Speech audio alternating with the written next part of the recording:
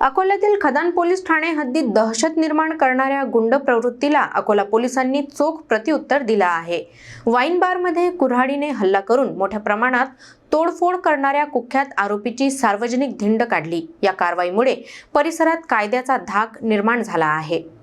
खदान police station हद्दीत 21 जानेवारी रोजी रात्री 10:30 ते 11च्या सुमारास झिराबावाडी येथील करीम खान उर्फ बबलू अनवर खान हा हातात कुऱ्हाड घेऊन क्लासिक वाईन बारमध्ये घुसला। शिवीगाळ करत त्याने मुख्य दरवाजाचे काच फोडले, तसेच आत ठेवलेले संगणक, प्रिंटर, दारूचे रॅक आणि फ्रीजचे मोठे नुकसान केले।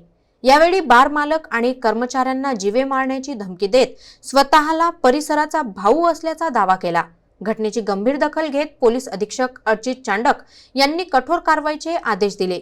त्यांच्या मार्गदर्शनाखाली आणि पोलीस निरीक्षक मनोज केदारे यांच्या नेतृत्वात खदान पोलिसांनी आरोपीला तातडीने अटक केली। सायंकाळी सिंधी कॅम्प मुख्य रस्त्यावर आरोपीची सार्वजनिक धिंड काढण्यात आली। यावेळी आरोपीकडून बार चालक व कर्मचाऱ्यांची जाहीर माफी मागवण्यात आली। या कारवाईमुळे स्थानिक व्यापाऱ्यांमध्ये समाधान व्यक्त होत असून अकोल्यात शांतता भंग करणाऱ्यांना कठोर शिक्षा मिळेल असा स्पष्ट संदेश पोलिसांनी दिला आहे।